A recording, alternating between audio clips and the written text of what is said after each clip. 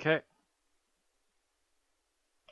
Welcome, crawls, android duplicates, and carbonized time lords to the 35th episode of an Unearthly podcast, streaming live on the 14th of February, 2018, and featuring the Fourth Doctor Adventures, the Oseidon Adventure, written by Alan Barnes and starring Tom Baker as the Doctor, Louise Jameson as Leela, and Jeffrey Beavers as the Master. I am Bill Sylvia, the Man in Black, and with me are Mad Matt Winchell, I'm drinking cancer. Randy Ronson McCulloch, I'm breathing cancer. Aaron Romeo Moon Burke, I'm petting cancer.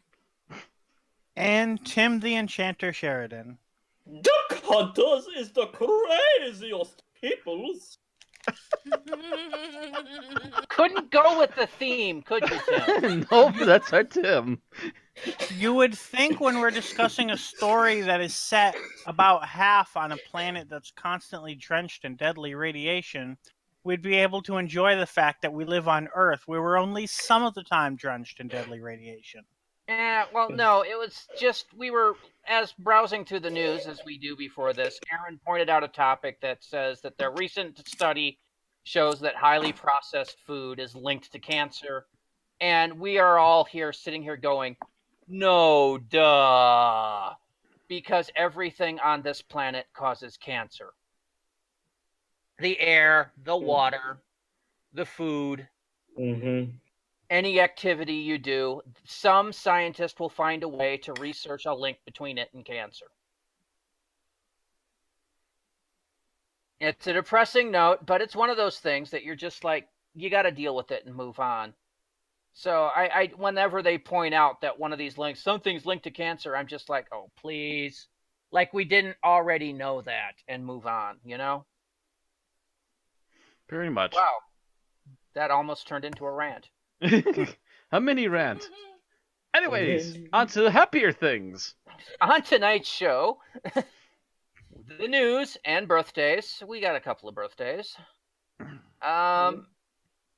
We don't have anything real geek talky. I mean, I know Black Panther's coming out this week, so some of us may be talking about it next week.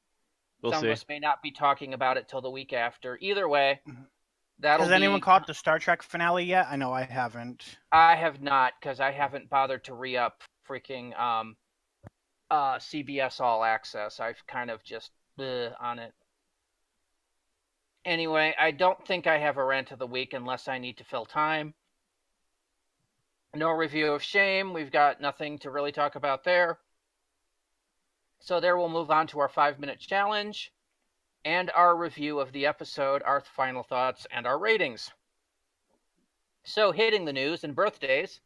The first birthday is on the 10th of February, and that's the birthday of Peter Purves, Stephen Taylor from 64 to 65.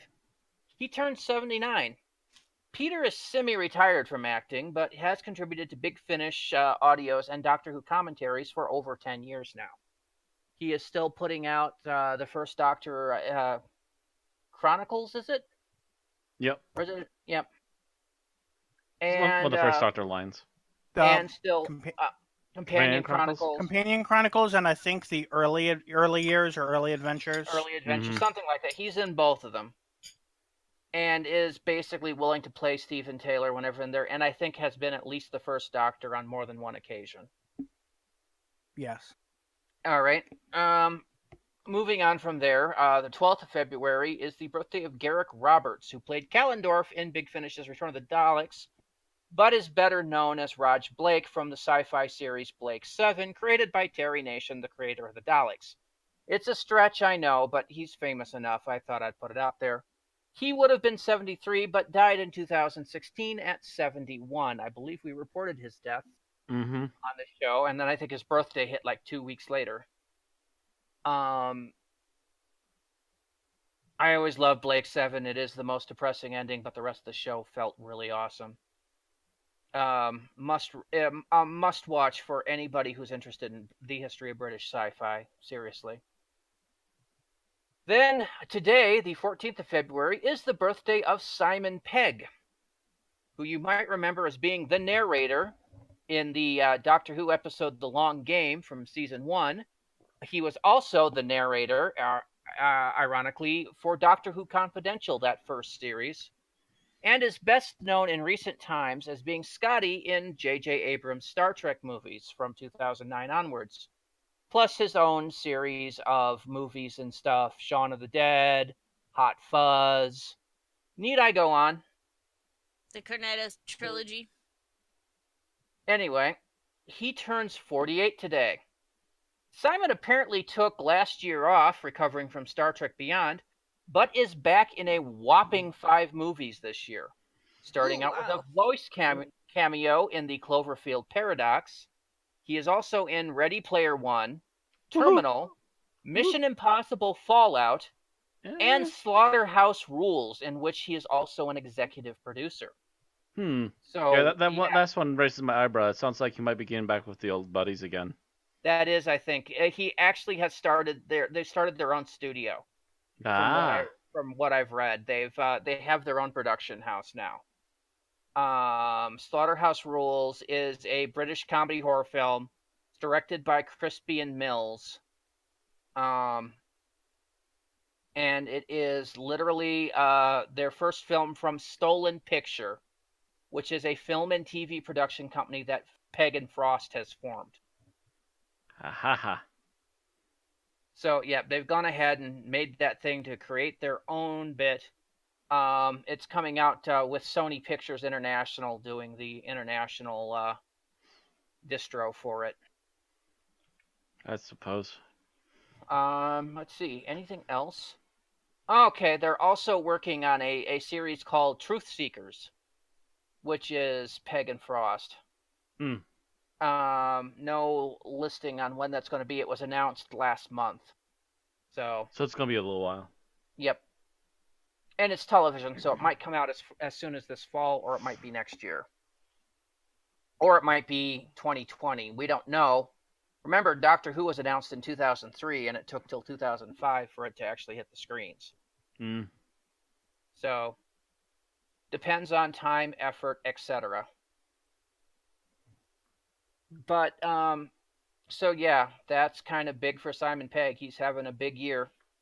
That might have been also what he was doing all of last year, was getting this production company off the ground, making sure he could get the backers and everything for it. But good for him. Happy birthday to all of those. Okay. Moving on to our episode news. Yep, we have not lost anybody, so moving on, we've got a bit of casting news and some photographs to look at. First off, we've learned that one of the fine sleuths on Twitter, according to Cultbox, has found a character named Freddie Gray, who will be portrayed by Aki Omo Shaibi. Shaby? Almost Shaby, I think. Almost Shaby. Okay. I believe that's how it's pronounced. Kind of hard to tell. tell. If it is incorrect. It could be almost Shaby, but it's one or the other. Yeah, and this is according to his agent's website. He will be playing the character of Fred Gray. So. And apologize to him if we're wrong completely, but once your last name gets above 3 syllables, people are going to stagger on it. That's basically the way it goes. My name is 3 syllables, McCulloch. People can say it, they can't spell it. And my mother's last name is 2 syllables and gets mispronounced all the time. It's spelled Macaulay Culkin. No, I have to hurt you now, Bill. You realize this. And I'm not just talking, I'm not just talking kick you in the dick. I'm going to have to beat the shit out of you now. I mean, I'm going to have to go full on Grog Strongjaw rage and just not stop until you don't move. I feel like your heart would give out first. Oh, dang. That depends on what I use for an improvised weapon, doesn't it? Use the metal chair. Okay. So that's the first piece of casting news. All right. Second piece, we know that it's been Series 11's been filming in Cardiff, Sheffield, and Cape Town, and again they went back to Sheffield recently, particularly Park Hill. More on that later. More on that later. So we've got another person, again through sleuthing on Twitter. We found out that Richard Lothian will be playing Mr. Steele in episode 3. So, and there's one above that too. Yes. And then also David Rubin will be playing Raymond Parks. And that was part of the South African shots part for of the Block second 2 of episodes. Okay. All right. So, having pieced all of these together, if you know who Fred Gray is and who Raymond, I believe Raymond Parks, is it? Yes, Raymond Parks. Just to double check. Knowing who those people are, if you know enough about your civil rights history, you can piece it together along with the photos that have been taken of the area for the filming locations. And you'll notice that the bus that's been kind of photographed looks like the same bus that Rosa Parks rode in. When of course she refused to give up her seat to a white passenger, and it was her protest against segregated transportation. So, of course, back in the day when if you were black, you were sitting up closer to the front, you had to move towards the back and let the white people take the seats towards the front of the bus. That was in 1955.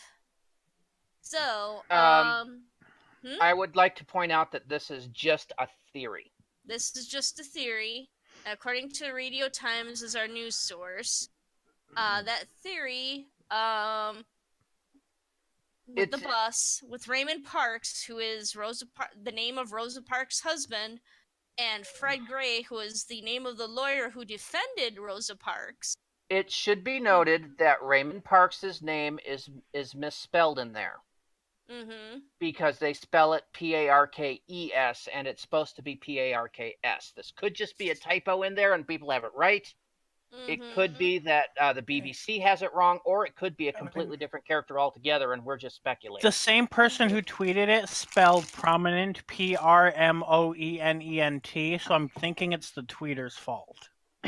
Well, no, the tweeter got it off of IMDb or something like that. And IMDb has it wrong. Did you look at the picture taken? I'm trying to see if we can see the picture in detail. Okay, yeah, it does say ES in the picture. Okay. So it is somebody has it wrong somewhere, or we're barking up the wrong tree. Yeah. And so, like I said, this is just a theory based on circumstantial evidence. Although, if it is true, it is. Another theory going around is that instead of a lot of the sci-fi we've been seeing in Doctor Who, that the show is going back to its roots with traditional educational historical stories. And I would like to point out again that is just a speculative rumor. There is no, we are not reporting that as a news item because at this point it is pure speculation. Yeah, we don't know if there's a monster beneath the ice or not. Yeah, this one here is a rumor based on evidence. There's a lot of evidence that supports this rumor, but there's no confirmation. There is just some names and a shot of a 1950s era bus that may or may not be Rosa Parks' bus. It's pure speculation. The whole thing about them going back to their educational historical drama routes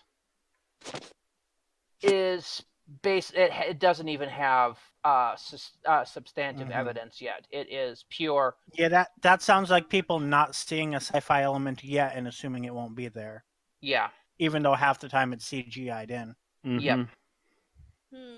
So hold your horses. I'll remind you the fact that when Doctor Who did the historical drama sci-fi back in the 60s, they found that the sci-fi pieces garnered more ratings than the historical drama. That's why the historical drama was eventually dropped in favor of... Or altered, at least. Or altered to have a sci-fi element. Now, it is... I mean, we are talking about the fact that Chris Chibnall is doing things differently, and it is 50 years later, so they may give it another shot. But... It's going to be a crime drama show from now on.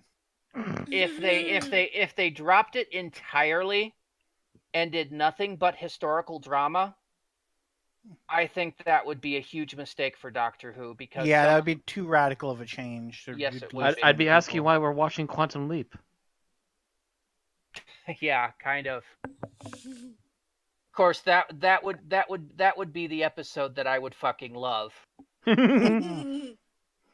Sam Beckett runs into the Doctor. I mean, people would pay good money for that shit right there. Yeah, they still would. There's got to be fucking fan fiction out there for that. I have to look that up now. Continue on with the news. Okay, so we've also got photographs, a whole slew of them, unofficial it seems, of the TARDIS being filmed, or a TARDIS at filming locations, particularly the one at Park Hill, it looks like. Along with the first one we have is the TARDIS with all of the companions and the Doctor. As you can see, I know it was pointed out in an earlier tweet that the publicity photo for her coat was more brown. And here we can see that that is true. Like, the publicity photo probably had a filter placed over it. A yellowish tanny color, yeah, and it's very much gray. Her coat is now more of a lighter blue, like almost a periwinkle blue. Also, she has a fanny pack. Fanny pack? Yep. Where? Yep, There's a shot of her looking towards halfway towards the camera. She's got oh my pack god! Right there. Seriously? Oh, under the coat. So if is it me, or does her outfit just keep getting more and more awkward? It looks like she's wearing a hoodie underneath her coat. There's a spoiler in one picture. It looks like the Doctor runs this season. No, really?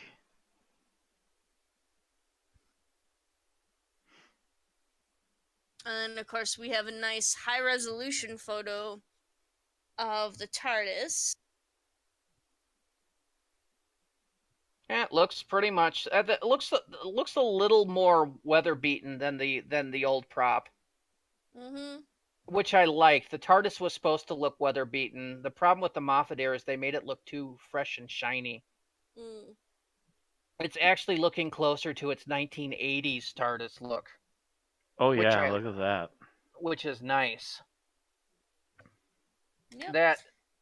That is nice. Yeah. Oh yeah, you could literally see the wood grain in it. Yep. That even a little ding there on the side, that looks beautiful. That is a beautiful TARDIS, ladies and gentlemen.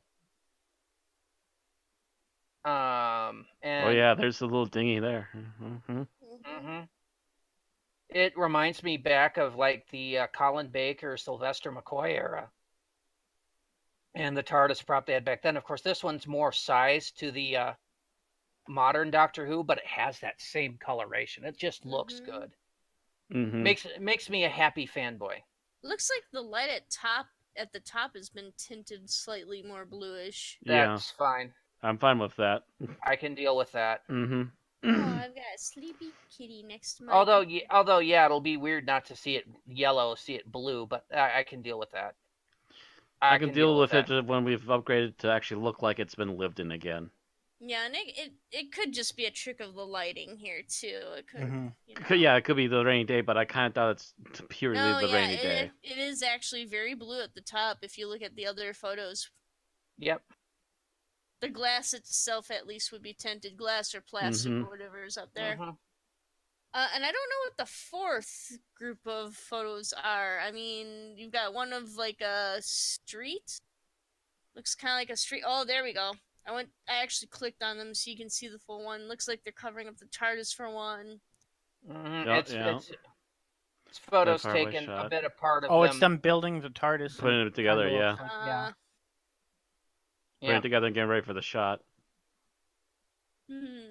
Yeah, these are nice little behind the scenes images. Cool. Yeah. Okay. Good stuff. Next. So far, yeah. All right. So anyway, speaking of Sheffield, Tim.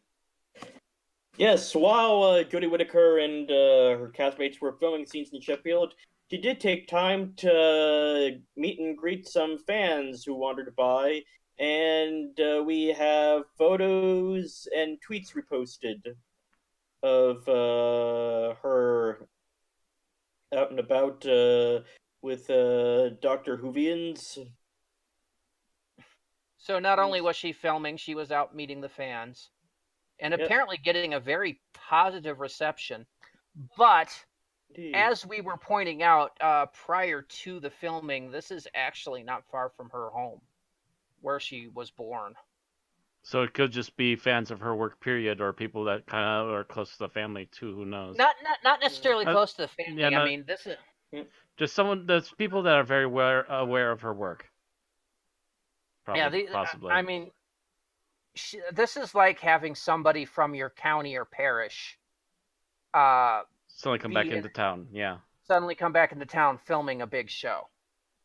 It's not necessarily you know them. Do you know everybody in your county? Not particularly.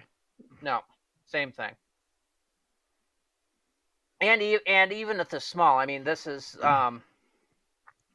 this isn't the smallest county in there, but it's up in the more rural northern part of England. Could be, oh yeah, the Whittaker girl. I remember her. She went and hit it big, didn't she? You know, that kind of thing.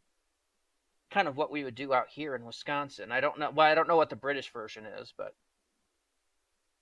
that's what in the little rural area where I grew up. That's what people tend to know. Oh yeah, their kid. I remember them. We just sent someone off from McFarland to be on Jeopardy. Yes, but I still don't know them personally. Around here, the population's too large. I don't know what the population of Sheffield is, which is the largest town in the area where this is actually where this is being filmed. Well, a couple of them are definitely Whovians. I see someone with a multicolored scarf. Yeah, no doubt. The Whovians flocked out to... As soon as they see a big blue box, they'll be there. If you build it, they will come. They'll even bring cameras. I'm reading one of them. It says 7 hours frozen to the bone was worth it. Yeah, you remember, you do something like this, fanboys will flock. And by the way, the city of Sheffield is, I think, larger than the city of Madison. It's about 500,000 people. But in the UK, for the UK, this is the equivalent of if they parked down. Yeah, if they came to Madison and they built an enterprise in downtown and started filming around it. Mm-hmm. Yeah. Or you knew that they were filming some kind of Star Trek episode, a city on the edge of forever style bit. That might fit in the corner a little better than an enterprise. Yep. But just one of those bits where it's there and you get to see all the cast and crew do stuff, and then they take the time to get photos with you after the bit with or in between bits. Yeah, that's just awesome. And by the look of things, she's absolutely just thrilled, having the time of her life to be doing this. So that's wonderful. Good stuff so far. We'll see. Yeah, I want to continue to see how things look after how things look. I mean, I'm slightly more optimistic after seeing the exterior TARDIS. Yes, that is an improvement. Anyway, moving forward. All right, this moves on to Billie Piper. Yep. Contests, yep. All right, yes. So, Billie Piper is on Broadway playing Yerma, which has won her 6 Best Actress awards. And she is raising money for charity through the play for the Primary Shakespeare Company, which has the goal of inspiring and empowering primary school children in the UK from working class backgrounds. It looks like it says disadvantaged, using the power of drama. She is giving away, two people will win VIP tickets to go see the play. The flights are donated by Virgin Atlantic. And all of the funds from people buying tickets, which are £1, will go toward the charity. One winner will receive 2 tickets. And that will be to see the play and to get a backstage pass to meet Piper and the cast and receive a goodie bag. Well, we were wondering what she was up to. We now know. Yep. Mm-hmm.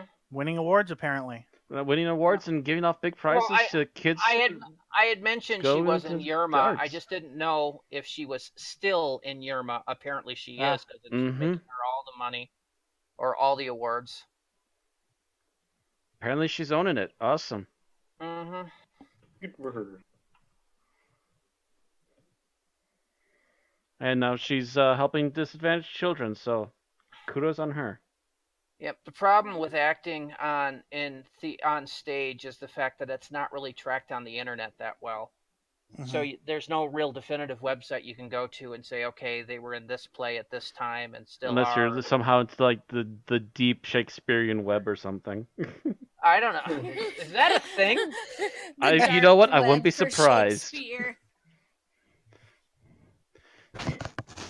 The deep play acting web. I'm seeing a niche that could be filled.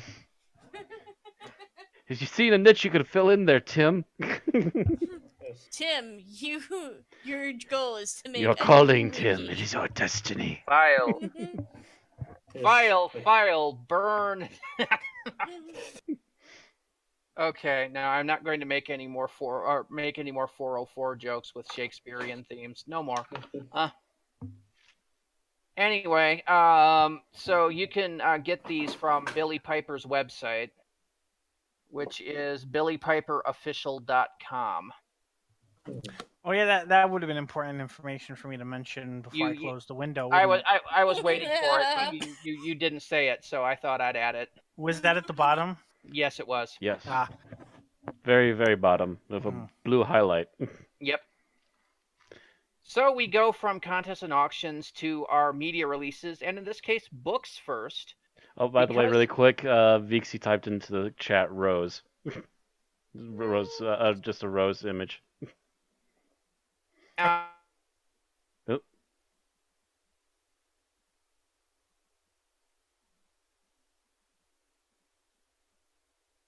Hello? He has some kind of personal thing coming up. But, I don't know. Is she married? Anyone know? Is she still married? That's a good question. It says, oh wait, no.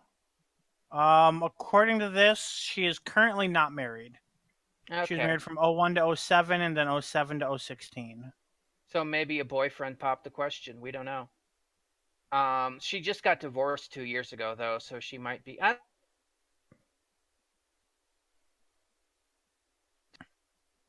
And that, by the way, is the Chris Evans that used to host Top Gear for a year. Not Captain America. I heard he was a garbage person, so. Yeah, he apparently that's why he's no longer working on Top Gear, was because he was the one that was dragging it down, because he was basically a prima donna. But we are not the Top Gear podcast. Let's move on. As much as you want to be sometimes. Not current Top Gear. I don't. I'd rather talk about the Grand Tour, which is what the trio does now.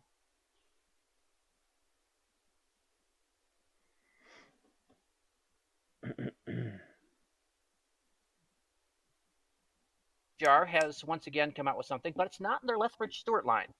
It is a spin-off of their Lethbridge Stewart line.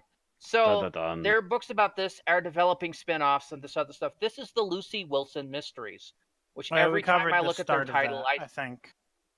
yeah, this is the next book in that series.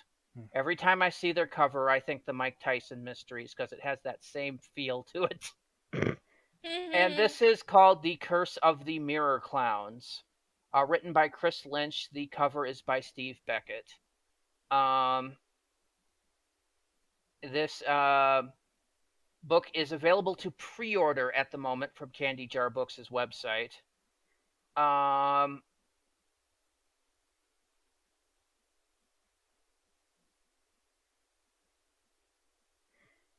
Sorry, Discord's having a hissy fit. What about... Nope, it does not actually give me a date on when this will be released. It just says pre-order. It is going to be, though, for Gives a date £7.99 for the other book. Yeah, for the other book, the Avatars of the Intelligence, which was a previous fan exclusive, but is now going into public release starting in the 29th of March.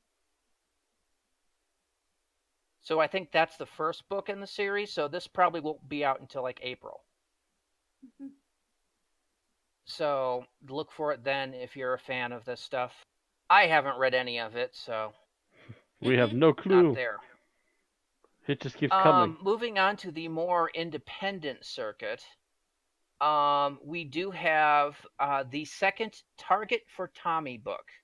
Now, this is interesting because these books are basically charity books to raise money for Tommy Dovabend, who was a Doctor Who writer, I believe, during Series 1, who has been battling cancer. They released one in August 2016 when he had throat cancer, which he eventually beat, although it became a very close call. Literally, the doctors at one point said he had hours to live and managed to fight it back, and it became cancer-free, or at least so he thought, last year. However, he had to go back in, and now he has lung cancer. So they've come out with a second Target for Tommy book. But the thing about this one is that Stephen Moffat has included the draft script for the 50th anniversary special, the early draft that still had Christopher Eccleston in it. Ooh. That would be worth reading. Yeah. Yes. And that book can be ordered from Obverse Books, which is obversebooks.co.uk. And let's see if they have a price on it. Let's see if I can even get to their website. Wow, this is slow. Okay, here we go. It is £15.95, so be about $20 to $22 US if they even ship to the US. So there you go. Buy it if you want to read that, or if you want to just give money to somebody who's having the worst time with cancer. Anyway, that does it for our books news. That takes us to the Big Finish news. Oh, I have to wake up now. I don't have to wake up. Why is there things? I can't help it. Bucky's like literally sleeping almost on top of my laptop. Apparently it's nice and warm. And he wants all the snuggles. particular Give him wants- the snuggles, he just Aaron. wants to snuggle down right here. Vixie sends sleeping emote. Alright, so we've got Big Finish news. Alright, and main range is now available, I believe, right? Yeah. Yes. Alright, so we've got Ghost Walk, starring the 5th Doctor, as well as Advent Coming with soon Tegan. from Big Finish Productions. apparently Doctor Who. involves the Doctor being dead, or is he? And apparently some strange dark evil is about ready to be summoned, and this is all going to be, according to the writer's notes, James Goss is really well known for his more realistic writing. According to Guy Adams, Guy Adams was the script editor for this, and he said that James tends to take everyday details and make the scripts pop with realism. So it's really pretty cool. He says it's got real heart as well as apocalyptic danger, and as always from James' dialogue, so sharp I had to handle the script with gloves. So. Really, Guy Adams. Guy Adams is also kind of their hype man. So Ghost. And Guy Adams is apparently also a ghost walker, and in other words, like a ghost hunter or someone who goes on ghost walks a lot. So he had plenty of information to give to James about how things would unfold in the story as it takes place around the idea of a ghost walk that kind of goes south, with the tour group encountering a ghostly version of the Doctor, apparently. So it sounds like it would be really interesting. It sounds like that'd be up my alley a little bit. Mm-hmm. Mm-hmm. That'd be something me and Aaron would vote for first on a list. Yep. And then next month we can expect The Serpent in the Silver Mask by David Llewellyn. We've done a few David Llewellyns. He's kind of hit or miss. Yeah. We'd have to see on an individual basis. Yeah, again with the Fifth Doctor and the Fifth Doctor crew. I think James Goss described them a certain way.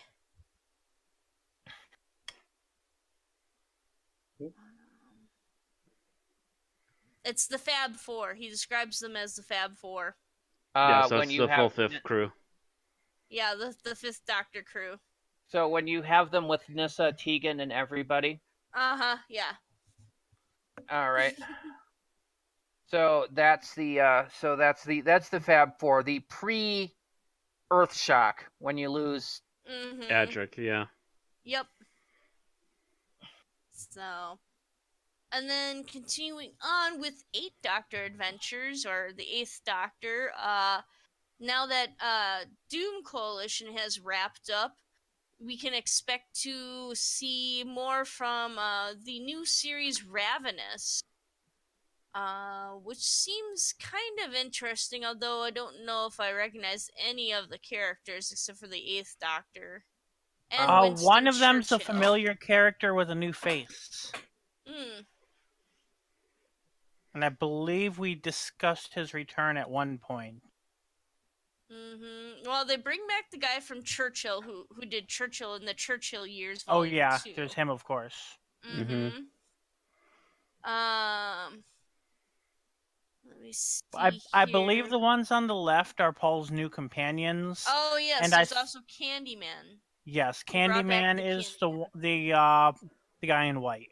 Oh, okay. So I think Matt might want to pull up a comparison of what he looked like in the 80s. Candyman in the 80s, yeah. Because apparently this was how he was originally pitched when they were coming up with the idea for the Happiness Patrol. He looks pretty scarred and creepy looking. Well, they removed all that candy from him. Apparently. Yeah, this guy. How he looked in the 80s. If he looked like a normal, well-adjusted person now, then things would be very wrong. Yeah, this guy Unless here he was a body hopper. Is supposed to be this guy here.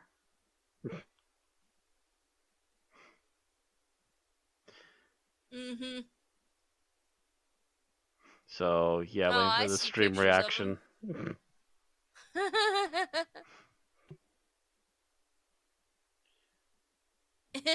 And Bucky is now on top of my laptop, having curled himself up. I am the little ball of cute, please. Oh no, Bucky's not a little ball of cute. Although I was going to ask if the laptop could withstand that, but then I remembered that Buffy lost weight. Yeah. Well, he's not completely on that. I mean, he's got his foot on it now, and part of his head. I think it might be overheating from the fact that I've got Bejeweled running too in the background. Shame. Shame! Alright, you got one more article. Okay, yep. Alright, so then, of course, we've got the Companion Chronicles, which is actually expanding. So they are producing more, in other words, including, and a lot with Fraser Hines, who is also going to be returning to do the second Doctor's voice as well. Especially in the Curator's Egg by Julian Richards. So he's going to be in 2 new adventures. Second Doctor Companion Chronicles. So, Got some Caroline Ford in here. yep, it's going to there, and these are going to be released through 2020. So, all right, we're going to be getting Jamie McCrimmon, Leela, Polly Wright, Ben Jackson, and Susan Foreman. Oh, of course they're going to get Jamie McCrimmon, because that's Fraser Hines, who will come and do anything for a sandwich. All right, and apparently there's 2 adventures due for release next year with Caroline Ford, by Julian Richards.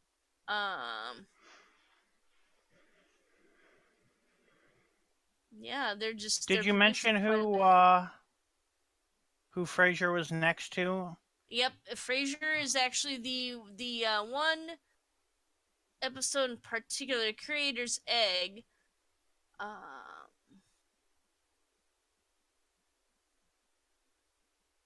No, that's the one with Polly, and then Dumbwaiter. I believe it's Dumbwaiter, where he helps the second Doctor and Victoria Waterfield find mystery. Nope. Yep, it is. It's Dumbwaiter. With he finds out Leela is apparently involved with that story. So we're going to get Fraser Hines and Louise Jameson. And Bucky just keeps acting cute and mashing his head against my computer. That crossover technically happened, but then it was erased from time. Aww. So nobody remembers it, including the Doctor. God, the Highlander and the Savage. Yeah. They have so much in common. I think fans have been pushing for that for ages. I think they finally gave in. Director Lisa Bowerman describes it as a cracking double act. Yeah. Fraser and Louise are brilliant, and Jamie and Leela are a cracking double act, which pushes to new heights. So. All right. Yeah. So, yep, we got a lot to look forward to. All right. So that's it for the Big Finish news, and that's it for the news. Well, considering we started about 15 minutes behind schedule, we got a bit of time to kill. Anyone has anything else they want to talk about? Still haven't watched Altered Carbon yet, but apparently reviews are coming in that's somewhat decent at least. That's the new Netflix kind of transhumanism. There's a lot of Netflix shows that I've been hearing that I should watch that I haven't had time to get to.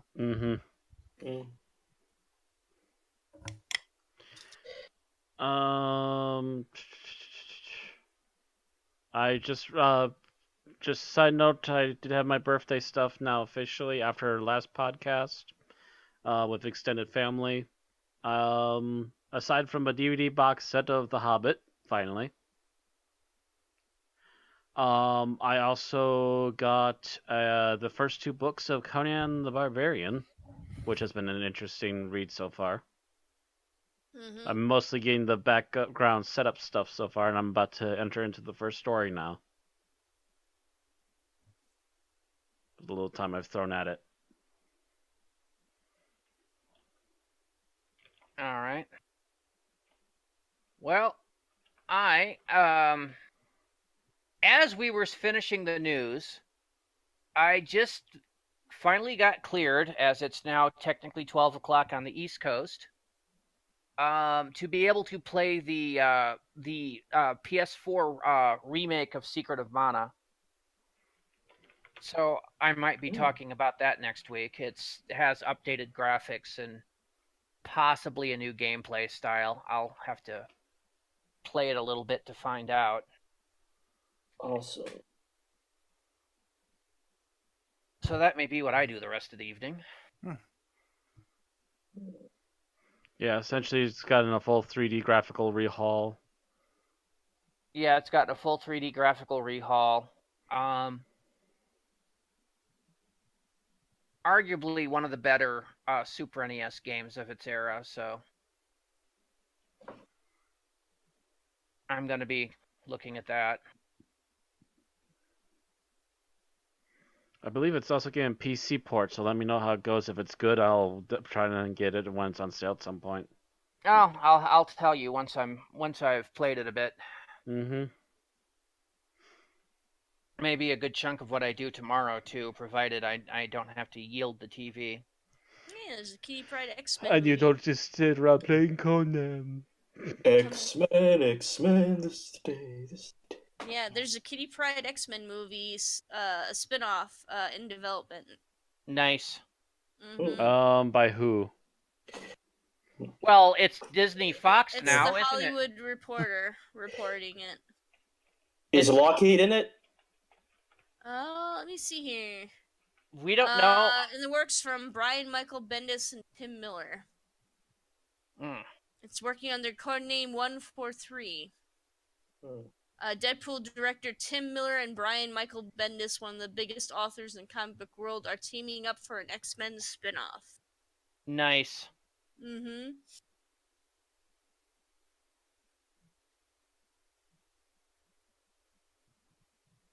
Oh my god, they apparently gave the characters from Secret of Mana names.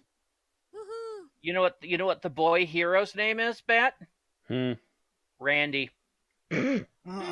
I am not kidding. Because PS4 has their avatars available to download. And they give the names? Yes. I don't like the rest of the names, but what are the other names? Just a second. I was trying to get back to that screen. Right. Oh, sweet, my add-ons are finally ready to start up, too. Because I pre-ordered, I got some pre-ordered add-ons. Okay, so the main female's name is Prim, with 2 M's. Okay. And the little, I don't know, weird kid-like one is Popoy. So okay. it's Randy, R-A-N-D-I, is the boy, Prim is the girl, and Popoy is the little kid. So I'm like, okay. I'm not so sure about that last one, but the rest of them sound fine. Yep.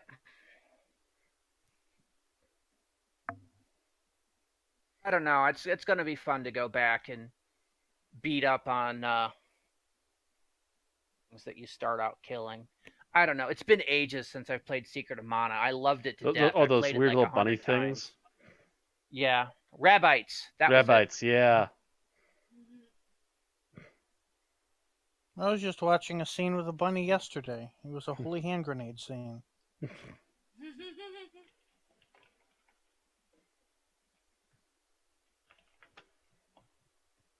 The bunny rabbits is coming. To prep myself for this, I was playing Sword of Mana, which was a PS1 remake of what we know as Final Fantasy Adventure. And it's like I'm looking at some of the monsters in there, and it's like... It was PlayStation 1. Yeah. Really? Because I don't remember being released on PlayStation 1. Oh, no, it was Game Boy Advance. Yeah, it was Game Boy Advance. Dawn of Mana was PlayStation 1. And that, I think, was technically a sequel, but it kind of sucked. Anyway. There's another Mana game, but anyway, yeah. I'm sitting there and like I'm fighting one of the creatures and I realize it's Chobin Hood and I'm like, what? Wasn't that from frickin' Chrono Trigger? What the god?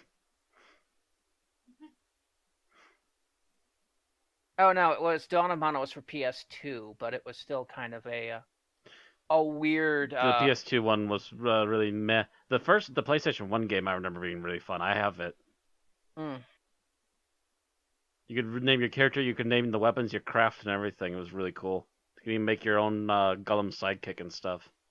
That was Legend of Mana? Yeah, Legend of Mana.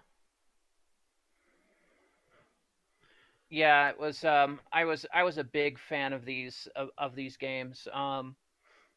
And of course, when Final Fantasy Adventure first came out, I played it, and I'm just like, why does this only kind of half feel like a Final Fantasy game? And now we know. Because it's Yeah. one of the several series that they just slapped the Final Fantasy name on to sell Well, it was still a copies. SquareSoft release. Mm-hmm. It But it was- was and it is definitely meant to kind- be a different franchise. It was kind of a Final Fantasy spin-off because Seiken Densetsu 1, which is the name of it in Japan, Seiken Densetsu, did have many Final Fantasy elements in the game. Oh, okay. So it's better than But what was the other one? Was it Final Fantasy Chronicles or something that had nothing to do with Final Fantasy? Or was something like that? no, it was all I remember was that that adventure was technically Secret of Mana 1. And But what I- Legend was technically Saga. Final Mm, Fantasy Legend was 1, 2, and 3 is actually Saga 1, 2, and 3. mm. And actually, that had less to do with Final Fantasy, although it was kind of could almost be looked at as a spin-off as well. Yeah, I mean, it still felt like Final Fantasy because I played the Legend games. Mm-hmm. It didn't have everything, but it had the same combat system feel. Final Fantasy Adventure felt kind of out there. But no, I mean, basically, when they made Secret of Mana, which was Seiken Densetsu 2, they made sure to strip out all the stuff that made it Final Fantasy. Mm-hmm. And made sure it started becoming its own series. No chocobos, no this or that. Although I believe there's hidden references, depending on where you look. Possibly. Mm-hmm. I know one of the items that was the bonus add-on for this is you can get costumes. And one of the costumes that you can get is a Moogle suit. Yep. Which is definitely a Final Fantasy reference. Yep. Also, Legend of Mana, if you had save files from a certain Final Fantasy game, forget which ones, you could actually get a Chocobo pet in the game as well. Mm. So the titles are kind of semi-related to each other, but They're not. distantly related, but they don't So that's- blatantly say for sure that they are or are not.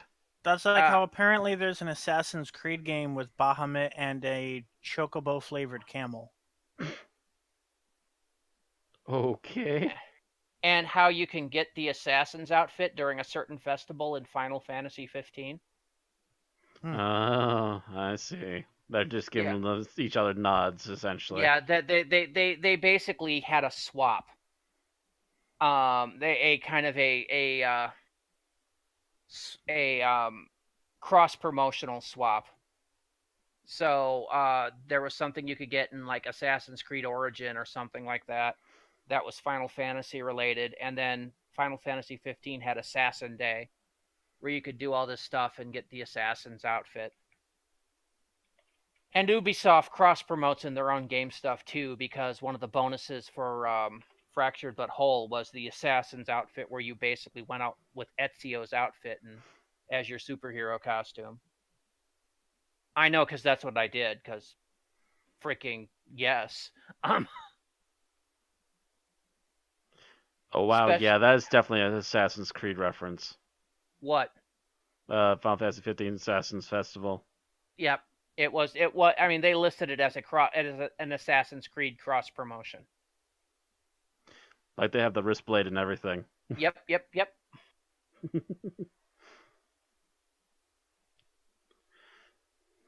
Anywho, I think we rambled enough. Oh yeah, we rambled enough about video games to meet our geek talk requirement. Is there anything else? Any movies, television? Waiting for Black Panther, all of us. Mm-hmm. Yeah. As soon as we can. Yeah. Anybody been watching like Flash, Arrow, or anything? I am. I'm behind on all I'm no that. longer caught up on Supergirl. I may be caught up on Black Thunder. Actually, I think Black they aired Lightning. another episode. Black Lightning. Sorry, Thunder's the daughter. I was catching up on Black Lightning, but I doubt they had uploaded the episode that aired the same day, so I'm probably a week behind on that too. I haven't watched any of it for like Mhm. a few months now. I'm gonna have to massively catch up when I'm done with this Critical Role binge watch. Flash is same thing. I'm up to date as of last week, and Arrow I have not watched in a few weeks. Legends of Tomorrow just came back. I haven't watched it yet.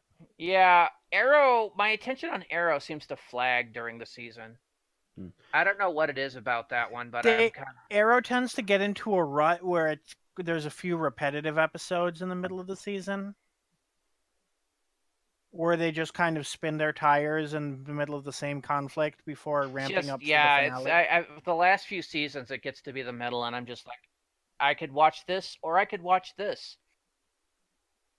Watch Arrow later.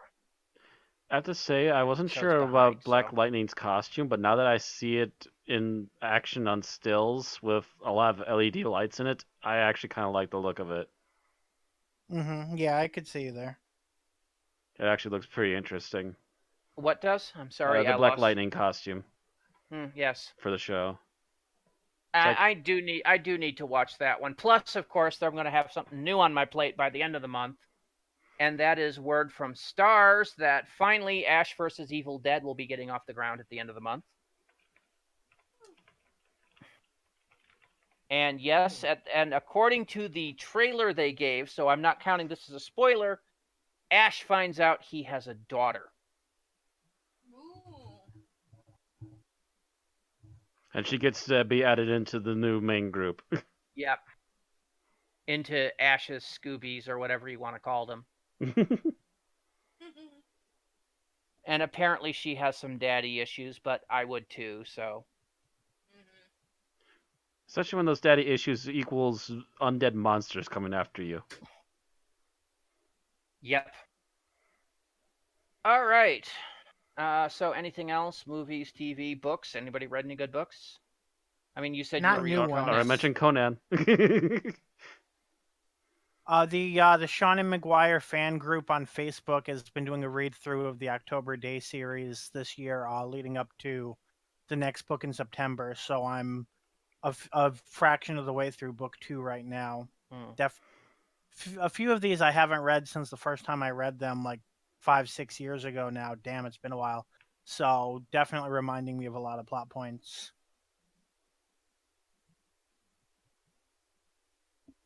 Okay. All right, so I guess now we should move on to our 5-minute challenge, because we've got nothing else to talk about. Literally, we're running out of things to talk about. Yes. Never, ever thought that would happen. I mean, we could always talk about cancer, because that seems to be your favorite topic today. Yep. Us sitting here making this podcast, cancer. Cancer. I believe, what was it? Last time was that Bill or was that Tim? Yeah, I was last time. Yeah, you were last time. So I think it's down to me and Randy. You want to take this one, Matt, and I'll take next week? Sure, I can take this one. Okay, let me fire up the stopwatch. Oop. You can do it, Matt. Stopwatch. You ready? Ready. 3, 2, 1, go. All right, we open up with the Doctor and Leela as the portal is already opened. A new alien species comes through, and the Doctor more or less kind of acts like he already knows them, as far as we can tell. They seem to be a group of warlike creatures who are looking to invade a new planet and strip mine it down to fit their needs. The Master is obviously still playing at something, even though the aliens as well as the Corporal or whoever was under him are both turning coats against him.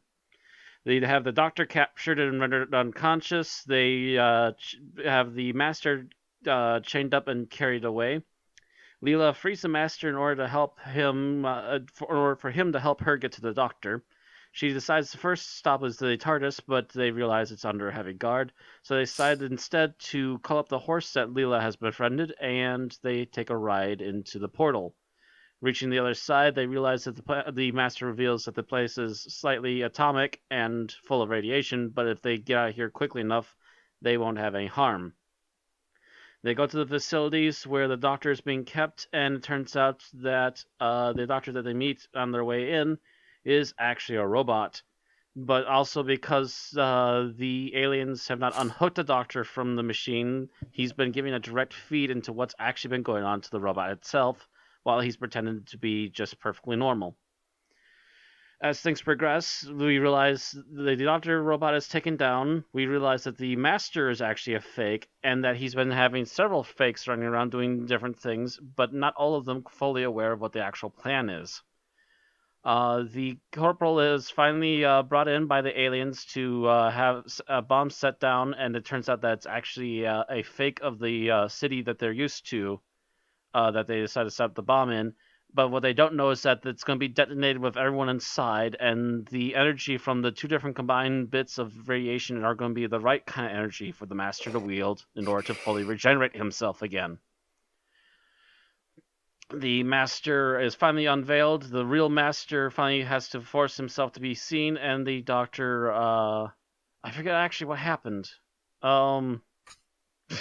All of a sudden, we get into like the last deck, and I forget what happened. I do know that the Leela took down the corporal with the bomb and stopped it from being set off by him, and I forget how the doctor outsmarted the master into stopping him. The android that you kind of Oh, that's right. Okay, I remember now. That the doctor made. Yeah, I remember now. Thank you. There was a master android that the doctor actually made, and it went completely crazy. It chased after the doctor in order to find the real master because it wasn't going to be the fall guy for the master's plans. It then kidnaps the master and goes into the master's TARDIS, and they both run off together.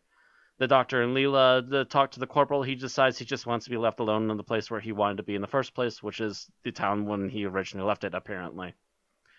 They also realize that the horse is stolen, and there's actually a reference to that as they head back to their TARDIS and end the episode.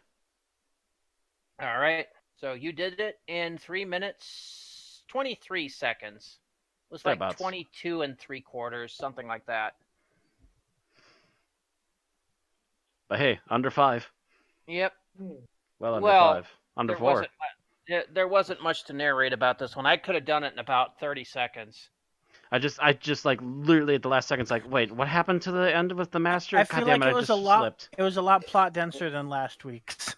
Oh yes, a lot plot denser. It was a lot plot denser, but there's a lot of it that can be abridged down to a lot of mistaken identities with androids. Mm-hmm. Mm-hmm.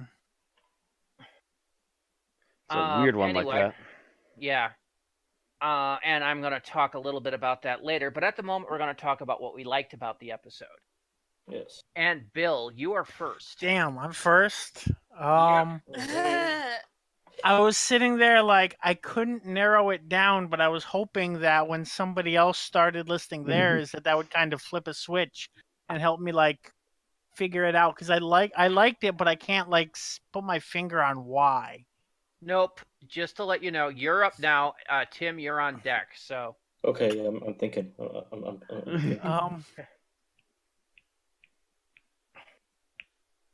If anything, I guess just the doctor's like scheming. Like, it's nice to see the doctor not just being a clown, bumbling his way through things. Like when he actually comes up with a plan and it helps him do things is nice. Mm-hmm. Okay, I'll take that. Tim, you're up. Aaron, you're on deck. Okay. All right.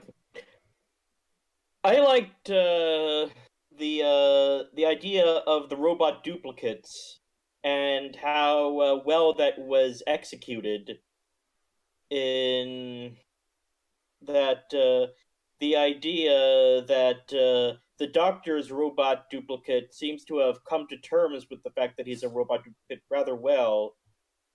And that sort of makes sense, whereas the master robots were like all like, no, I am the master. One of them. Mm-hmm. You know, it's like, it can't be. It's not true. It's not possible. You know, and it's like, but the Doctor's duplicate is like just cool with it. It's like, hey, Doctor. Okay, so So I'm a duplicate of the Doctor. Right. Well, I'm still going to be doing what the Doctor would do. Yeah. Mm-hmm. Let's screw up the Master's plans. Huzzah! Just like Okay. the hologram Doctor in the Pyramid trilogy. Mm-hmm. Aaron, you're up. Matt, you're on deck. I actually enjoyed Jeffrey Beavers in this God one. damn it! I know it's an obvious one. That's why I took it. Here, I'm going to still get my line in. Aaron, would you say that he mastered the role? Oh. Oh. Well, Matt, I'll remind you, your ass is easier to kick than Bill's. You still have to chase me, though. Nope, I just have to aim really well. Now if I got my shield.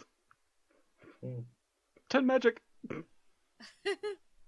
I'm glad that he had a larger role in this. I felt that he was appropriately scheming, and I felt that, he brought a lot of life to his role, too. So, and that little burst of laughter moved Bucky enough so that his paw wasn't dangerously close anymore to my computer's power button. So if Aaron does abruptly disappear, we know that Bucky turned her computer off. Yep. Yep. Anyway, Matt, you're up. Aaron apparently took yours. Yeah, Aaron took my main one. I'm trying to think really quick. Another one that went well. Who was it that did the aliens again today? It was Dan Starkey and Dan- another guy. I could tell when Dan Starkey was doing it, he did a really good job. This was before he did Santarans, right? This was After, I after. think. Just Yeah. after? Yeah. Yeah, actually, yeah, that's it was right. a few years after, because he first did them in 2009. I think this was And 2014. this was like 24. Yeah. Or this sorry, was 20... 2008 he first did them. Mm-hmm. So this was a little bit after that, but well, he didn't become the main Strax one for a while though either. No, But he had already been Strax for a while because he was Strax during most of the 11th Doctor era. By comparison, this is within the year following the 50th. Yeah. So we'd only known Strax for maybe a year and a half. We'd known Strax since season 6. So season 6 was what, 2011? Yeah. Yeah. But he didn't appear. Well, I mean, Actually, half of Strax's appearances, I think, were after the 50th, but I don't know if they were didn't before we have like or a after half this season story one was year made. though? By the time we got to Yeah. season 6, yeah, it was weird. Anyway, but he definitely has a voice for warrior types, especially when he's allowed to play them straight laced like this. I definitely prefer the straight laced aliens that he can play over tongue in cheek Stark all the time. Strax all the time. That is definitely true because Strax was a one-note joke. At least here you can actually feel like you can take this creature somewhat seriously. Yep. And for what I really liked, Tom Baker, as opposed to where he was in the last episode, seemed to be more on his game here. Oh yeah. He seemed to be acting a lot more rather than just narrating. Heck, he even quit with himself as the Yes. robot. Hello, Yeah, girl. Oh, hi. Yes, it seemed to be he was more into it. I don't know if there was a different director between this one and the last one. That's a possibility, or maybe there was a break in between and he was practicing up a bit. Possibly something like that. Either way, it was like night and day difference to me. I'm hearing Tom Baker and I'm hearing him emote, and I'm just like, holy shit, he's back. The man is back. In black. Hit the sack. Okay, so what we didn't like about the this particular episode, and Bill. Okay, so I'm gonna say at one point I did get confused, and I thought there were you're on deck. I thought there were more master androids running around than there actually were, so I wasn't a fan of that aspect, but I don't think it lasted too long. I think that was the ploy that the Doctor was playing against the Master that might have led to that too. Well, it was specifically at one moment there was a master with Leela, and then all of a sudden he teleported. So I thought it was another one, but it was the same one somehow. Okay. Bill has basically hit on my issue with this too, was the fact that doing the android duplicates in an audio adventure kind of made it hard to tell who was who when the script wasn't trying to get you to show who was who. I never gave most of it. I got a little confused in there, and it was not confusion they wanted you to have. I could tell that. Depends on the person, I suppose. But yeah, that could be an issue. Yep. Tim, how about you? And Aaron, you're on deck. I thought the aliens they chose, like the pig rhinoceros people, ultimately didn't really add much to the story itself. Yeah, that's because even in the original story they were in, they didn't add much to it because it was all about their android duplicates. Yeah, I was gonna say I think they chose the crawls because they wanted to use the androids, not the other way around. Mm-hmm. That, and they were the masters trying to make advances on their planet, while the creatures themselves didn't really matter into the plot. Although that said, was O radiation mentioned in the original story, or did they make it up for this? I don't remember it. I have not Gotcha. seen the android invasion since the 1980s. It is one of those that I barely remember it as it is. I remember it being mostly forgettable. And only notable because it was the last actual appearance of the unit cast. Even though most of them were just android duplicates in there. By the way, since it was asked at one point, this is the same director as the previous story. Well, I don't know. Somebody breathed new life into Tom Baker. Yeah. It was that blow to the head. Might have been. Either that or this was, or considering this came out in 2014, this one might have been filmed before he had to film that scene for the 50th. And then, or the last week's, and this week's might have been filmed after, or been recorded afterwards. It was filmed all out of order, so that's possible. So this might have just been the moment where he he might have gotten his mojo back in between things and came back. He might have had to do that and just suddenly remembered how to play the Doctor, and it's just like, I'm all into this now. Let me at it. I'm 20-something again. Here we go. Or 30-something, actually, I believe. Okay. Who are we up to? Aaron, I think? Yeah, Aaron. And you're on deck, Matt. Okay, this is the overall what we didn't like. I kind of felt that the sound effects and music were a little too loud in some spots. I especially had trouble kind of hearing like Leela and the Doctor at kind of the beginning. The first part, and it got a little bit better in the second part, but this one, especially the first few tracks, I had a hard time following what they were saying because, for one thing, they're kind of talking in a low voice, but it also seemed like like I said, the sound effects and the music seemed to drown out some of the dialogue. That might have just been the mixing on our TV too. It's kind of hard to tell. It could be too. Maybe, because I don't remember it being that bad, but... Anyway, that is your opinion. Matt? Trying to think. Anything really particularly bad? Also, I would say that the almost pointless character, except for his horse, is that Colonel guy that was working underneath the Master. Like, he was slid off the bridge for like how long? He was going to be my bad thing, but then I forgot and came up with a different one. A big part in the first episode, the first one, the one we did last week. And then he did absolutely nothing. And then they did this one, and then eventually said, "Oh yeah, we do kind of have to deal with him, don't we?" And then they just come up with a flub ending for him, and it's just like, okay, fine, bye.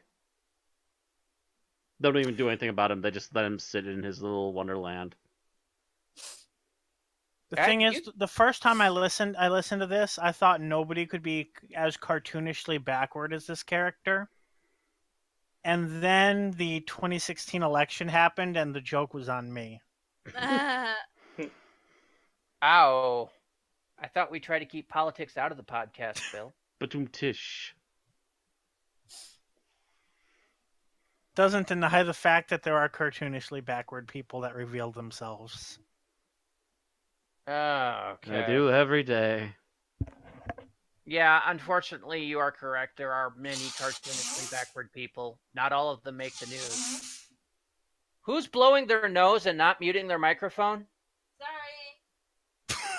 Sorry. You're all over the podcast, please. Anyway, yeah, the Colonel was basically, I mean, he was the setup for the first part, the last week's episode. Mm-hmm. And then just, He was the major lackey. He was going to do something awesome eventually with that Even tank of then, his, and he then was- nothing. He was really important in episode 1, and then basically in episodes 2, 3, and 4, they were just trying to figure out what to do with him. Well, episode 2, he introduced Leela to the Master, and from there he just became a background lackey until they gave him an ending. All of a sudden, like stubbing your toe.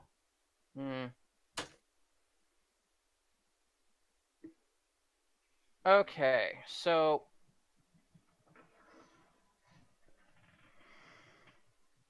So yeah, all right. down to Randy. You know what Yeah. I didn't like about the episode? I mean, I mentioned with the thing I felt about the android duplicates getting confused. Do I have anything else?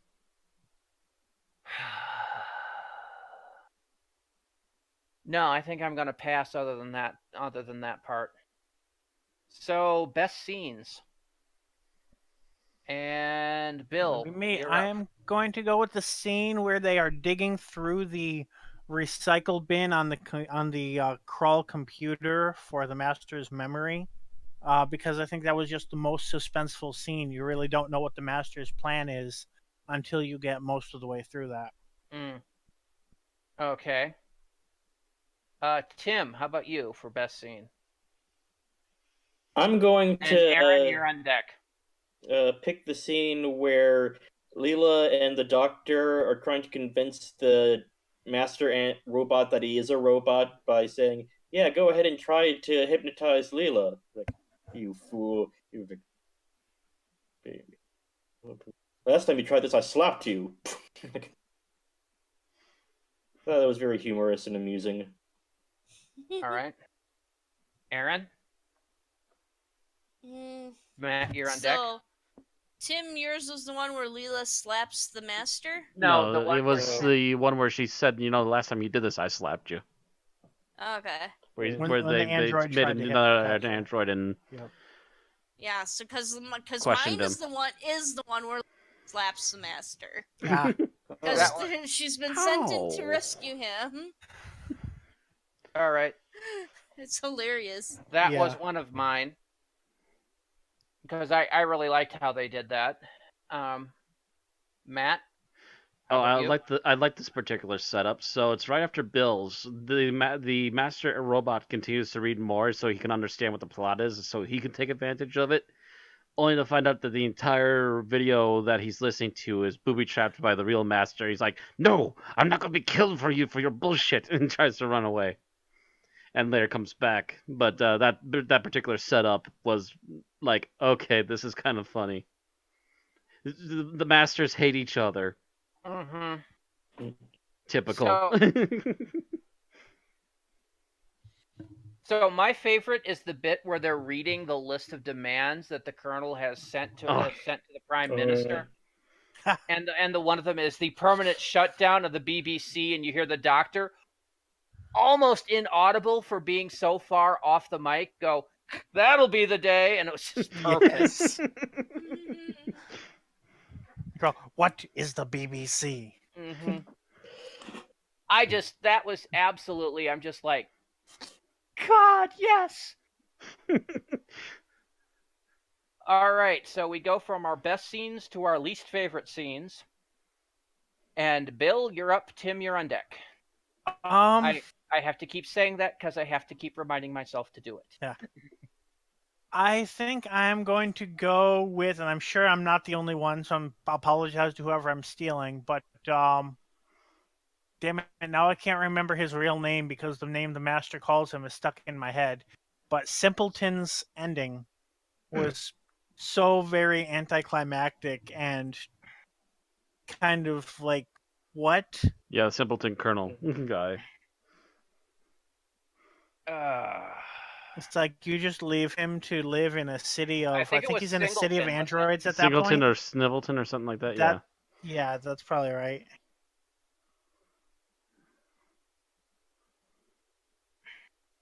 Where it's But yeah. just leave me here. Spindleton. Spindleton, that's right. Spindleton, yeah, and that toe-stubbing of an ending. I didn't think it was that bad. I mean, the man was basically just completely defeated, and his idea of, trying to make the UK great again had completely and totally failed, leaving him just absolutely without purpose. So I didn't find it to be that bad, but it was a little melodramatic. But then again, he was kind of a melodramatic person. I mean, his way of greeting people was with tanks. I mean, please. Yeah. All right. So your least favorite scene, Tim, Aaron, you're on deck. I really didn't like the throwaway explanation of where the main unit force was. Like, oh, where are they? They're in Canada. Like, oh, that's, I guess, logical that they'd be in Canada. It wasn't the fact that they were in Canada that bothered me. It was what they were dealing with in Canada. I don't know if you heard that bit. But apparently, I don't remember. Apparently, the power poles had pulled themselves out of the ground and started to walk around on their own. I mean, that's some freaking Gravity Falls level bullshit right there. I almost said Gravity Balls level full shit, but either way works.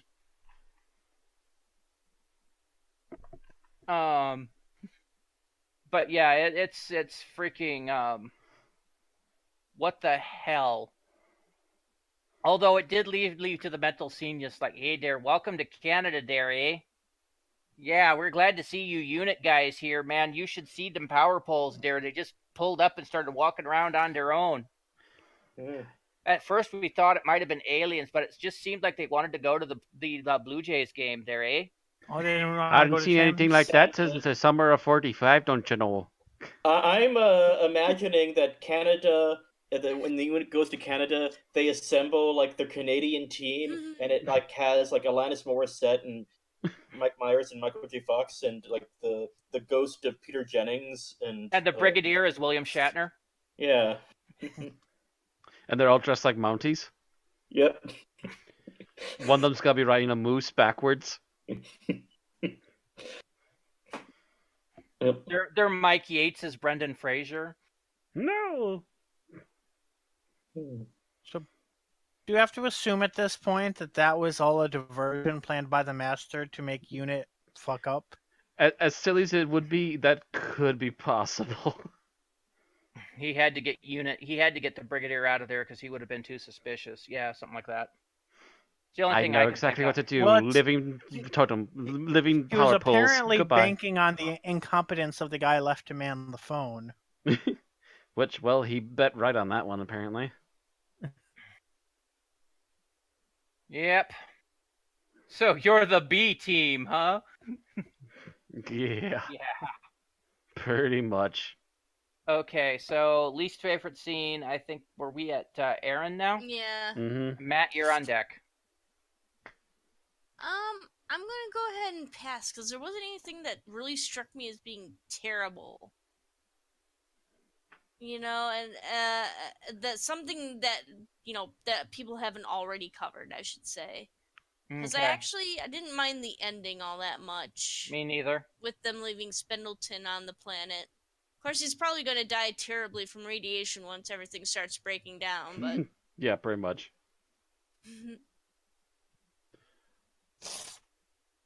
By the way, just as an aside here, you mentioned it earlier, the reference with the horse. Who actually understood that reference? I had to look it up. I only understood it... Yeah, I had to look it up. I didn't because I looked it up and it was a red link. It was a red link? Yeah, as in there was no article associated with the real name of the horse. Okay, the real name of the horse, I forget what name it was, but Sugar. With an It sounded like it, but it was SHUGAR. actually it actually I don't think was. No, that's the name of the horse that was stolen in real life. SHUGAR. That went missing. Sugar. Sugar. Sugar. Yeah. There we go. Yeah. Okay, yeah, I just googled that. It is a Irish racehorse, which was stolen. It won awards in like 1981, and then 2 years later was stolen by armed gunmen. Oh, so if I had looked somewhere other than TARDIS Wiki, I would have found it. Yeah, if you, it's Okay. a real word. It's a real life. I think I actually found it on Wikipedia. Yeah, that's what I did. Is I went straight to Wikipedia. So the horse was stolen, and I'm guessing it was never found, or Correct. he was never found. Correct. It was one of those great mysteries. Someone stole it and it just disappeared. Yep. Hmm. Yeah, I just put it into. I think I just did a generic search, and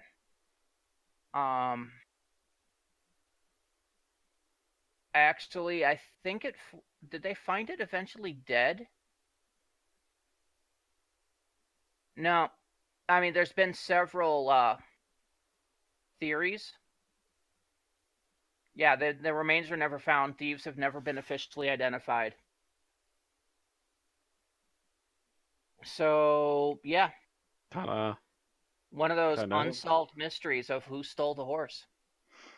That's I have to say that's impressive, because it's not like you can like just slip a horse under your coat and walk out the door. Yeah. Whoever it was must have been prepared to steal a horse, because they did it at gunpoint.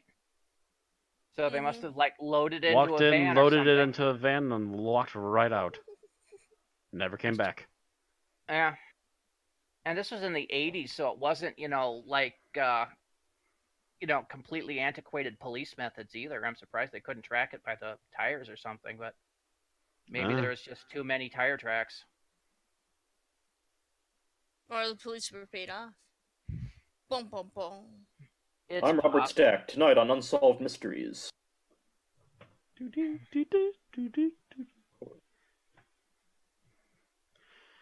Anyway, so we were up to I believe me. Yep.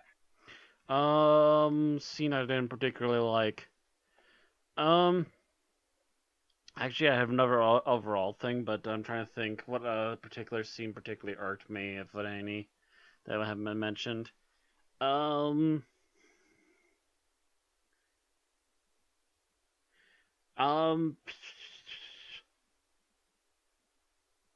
I can't really think of anything that particularly irked me. I'm sorry, I have to go Varen, actually.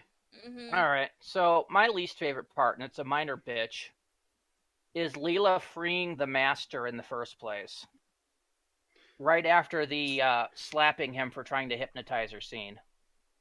She's like, I'm freeing you so you can help the doctor and escape, even though she just witnessed the master bringing forth the aliens. Mm-hmm. Well, the aliens also just kidnapped him, so what other choice does he have? Yeah, but I mean, it just seemed like something a little odd for Leela to do. Yeah, it seemed a little out of character, overly trusting for, especially when she's like, "You're a Time Lord. You can pilot the TARDIS." He's like, "Yes, I'll pilot the TARDIS." Yeah, it was. Of course, I would expect that as soon as they got into the TARDIS, she'd have him at night point the entire time, and yeah, she was already calling his bluffs on mind control. Mm-hmm. I would have had it better if she had him at knife point for the entire bit. Yeah, but because the thing is about Leela, she was always openly suspicious, and Bucky's paw is on the power button. It's on the power button. With his little claws are digging in. Move the damn cat. No, he digs in more. Anyway, Aaron, control your animals. Anyway, you spoil him way too much. Way too much. Anyway, like I said, the fact that Leela's normally a very suspicious character, bordering on hostile. She's fairly belligerent to most people she runs into, and if you watch her run in Doctor Who.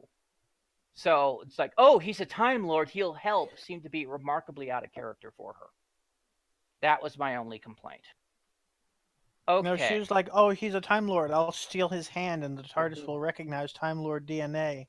Well, I guess that's probably more like Gallifrey Leela than I did like this how it Leela. led to that scene where the doctor says, "Leela, don't look. The master's behind you." Like, I know, I brought it with me. Oh, okay.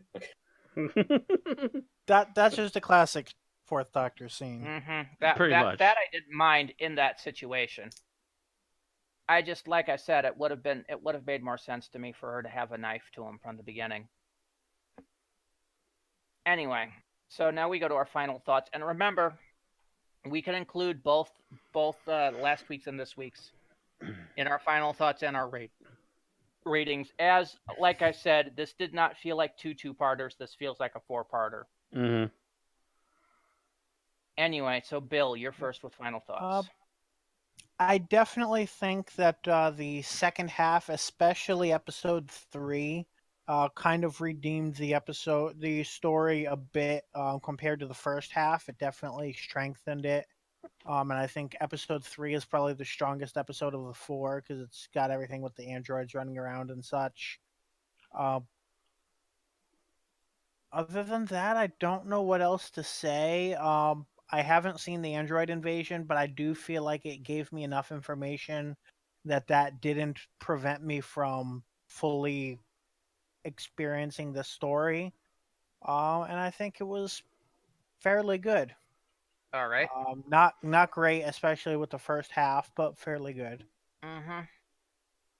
Okay, I can see that. Anything further? That's it for me.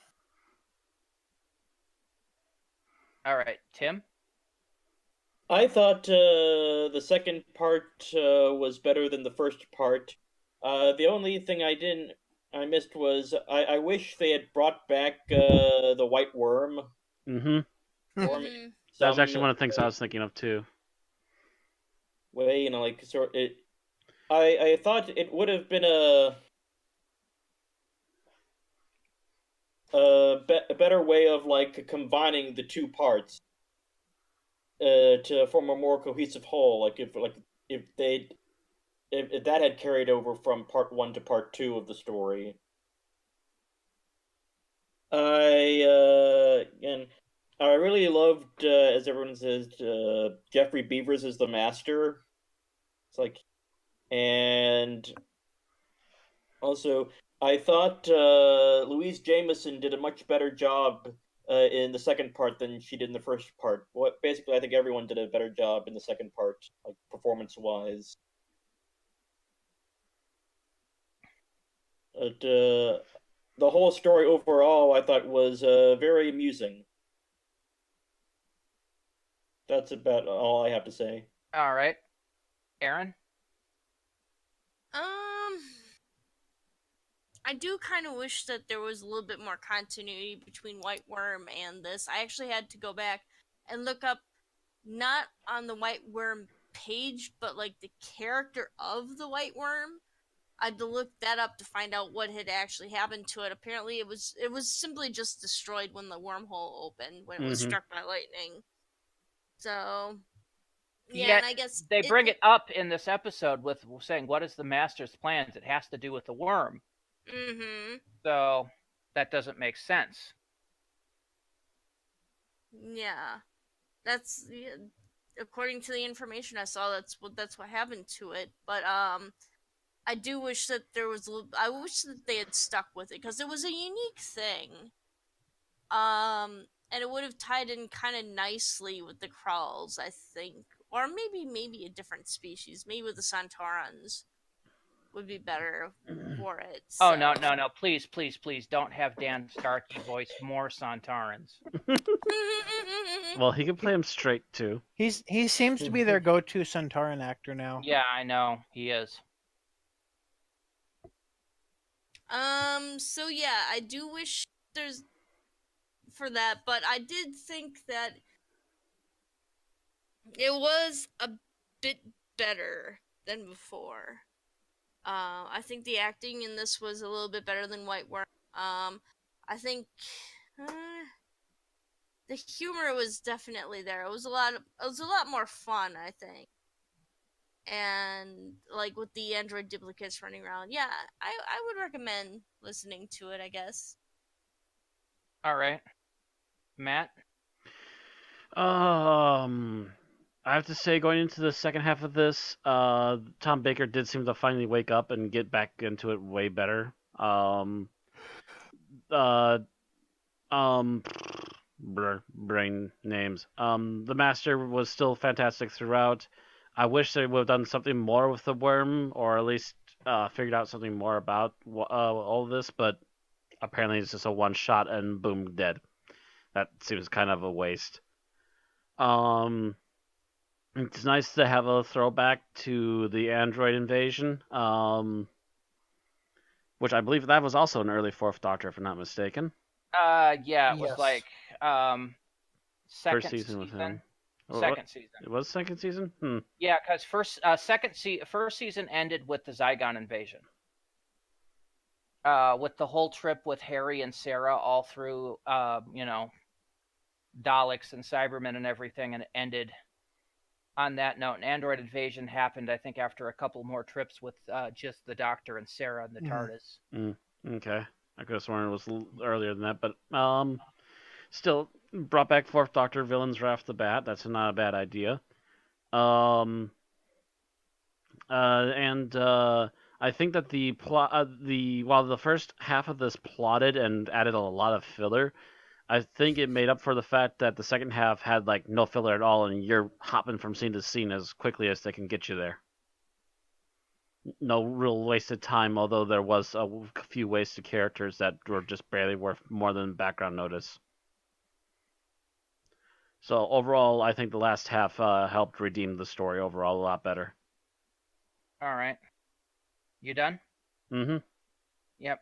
So this episode is flawed by the fact that it's basically the first part of it is this giant build up to this part, leading you to be long and nowhere, and then this part kind of tries to rush through itself. They needed to find a little more balance in between the two, so it's kind of bottom heavy, if you would. The acting on this is far more better than it was in the first one. And the writing seems okay, but I get the feeling with this action-oriented as this one was, with the android duplicates, it would have been better suited for television rather than audio. Just a thought, because with only sound cues to go on, it was really hard to differentiate the actors. So,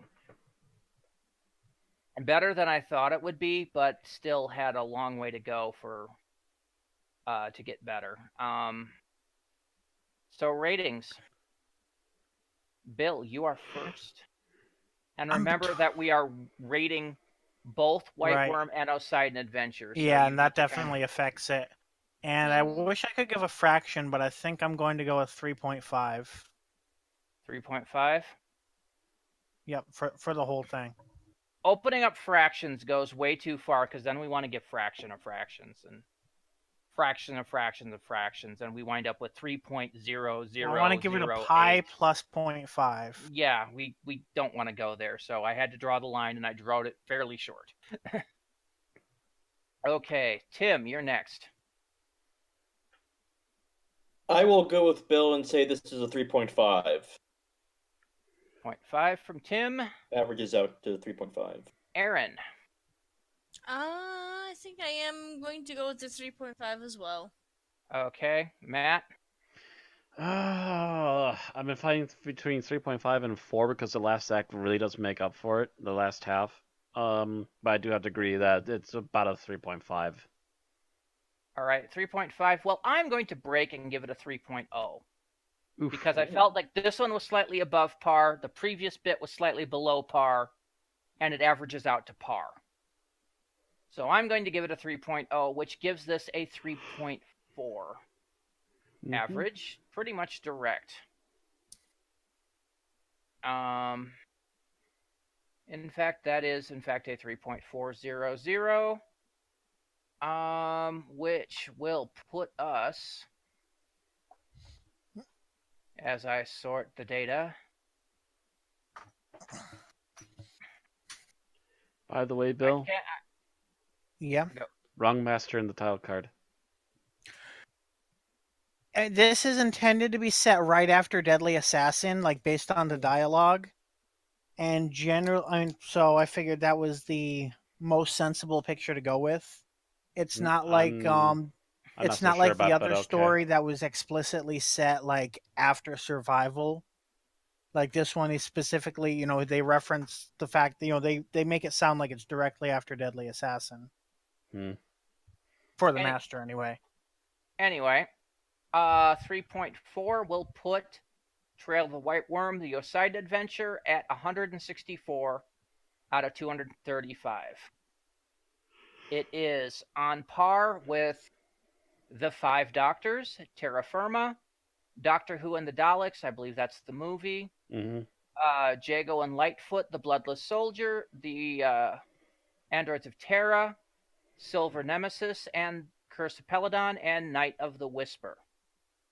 It is better than Vengeance of the Stones, Planet of the Daleks, In the Forest of the Night, Evil of the Daleks, Class, For Tonight We Might Die, Modern Undead, and Stones of Blood, and not as good as Eaters of Light, Jubilee, Planet of the Dead, Twice Upon a Time, The Similarity Engine, The Christmas Invasion, The Time Machine, Death Steal, City of Death, Mark of the Rani, Bella of a Devil, and A Town Called Mercy. So 164 out of 235. That's all we have to say about Trail of the White Worm and the Oseidon Adventure. Bill? Okay, so if you enjoy listening to us, don't forget to subscribe to us on twitch.tv/Unearthly or at an Unearthly Podcast on YouTube. You can also follow us on Facebook and Twitter for news and updates. And if you want to support us, you can head on over to patreon.com/Unearthly and do so there. All right, so next week we're going to jump ahead a few seasons in the Fourth Doctor Adventures, but probably not too far from this one continuity-wise, to the Fourth Doctor Adventures The Evil One, written by Nicholas Briggs, and starring Tom Baker as the Doctor, Louise Jameson as Leela, and Jeffrey Beavers as the Master. See you next week. I'm seeing a pattern. Good night. Good night. Auf Wiedersehen.